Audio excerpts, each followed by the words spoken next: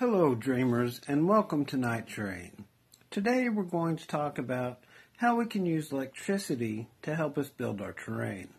When we want grass to appear as if it's growing out of our terrain tiles, the question becomes, how do we get all those tiny blades of grass to stand up straight instead of just laying down flat against the tile?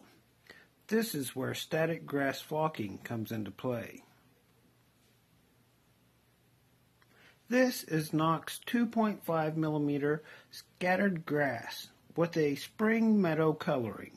Static grass flocking is colored synthetic fibers that easily hold a static charge. It can be purchased in a wide array of lengths and colors. I've placed this pencil next to it so that you can easily see just how small the tiny fibers actually are. There are many ways to make your own flocking. The easiest and cheapest is to use cooking spices like lemongrass, or by using an old coffee grinder to grind up sawdust. Although these will not hold the strongest static charge as static flocking, they do have their uses, and I'll show you how to make and use them in future videos. But today is all about how to use electricity to make your grass appear like it's growing out of your tiles. We've all played with static electricity, but harnessing it to use in terrain building takes knowledge on electrical circuit board building and can get expensive. I'm going to show you a shortcut. This is Harbor Freight's electric fly swatter. I paid $4 for it and $4 for 6D batteries, although it only requires 2. What we want is the handle. The handle houses not only the place for the batteries, but all those electric circuit board goodies that we want. For all of you electronics fans, you can use a negative ion generator to do the same thing. That's basically what this circuit board is. It has an up-step transformer along with a voltage multiplier made up of a series of diodes with a switchback. But you don't have to understand the electronics to make this build. A couple of household tools and some electrical tape to cover twisted connections will work fine. First, you'll want to remove the 5 screws and separate the 2 handle halves. Next, using a flat tip screwdriver, separate the sandwiched pieces of the bracket and disconnect the wires from the mesh inside. When that's done, it'll look like that. Next, you'll want to strip the ends of the exposed wires. We really only need 1 yellow wire, so just twist those 2 ends together. I used a crimp connector on the ends of my wires. But you can just twist your connections together and cover them with electrical tape if you like.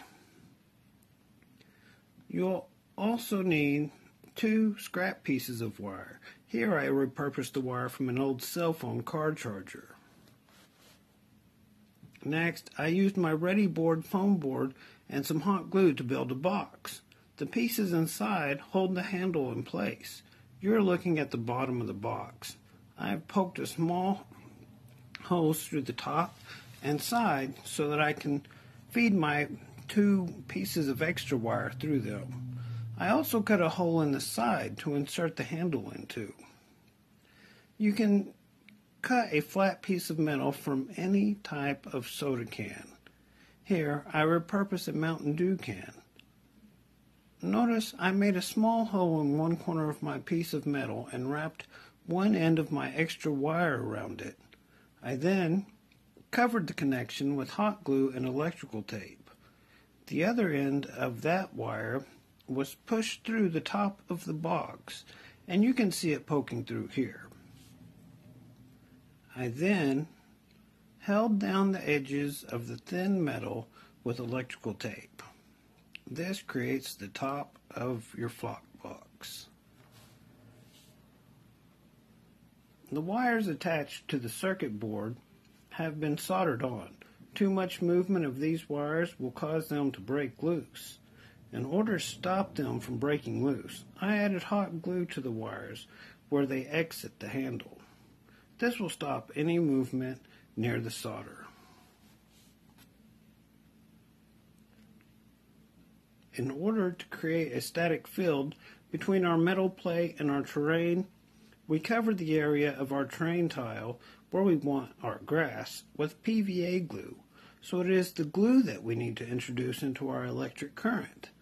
This can be achieved using alligator clip or a small nail or needle.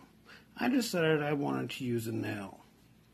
I wrapped the end of the nail with the exposed end of wire.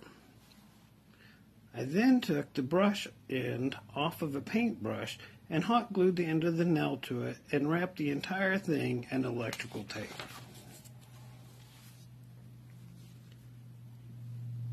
Next, I connected the metal plate to the red wire using the crimp connection.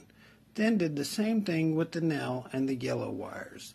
This is how it looked when I was done.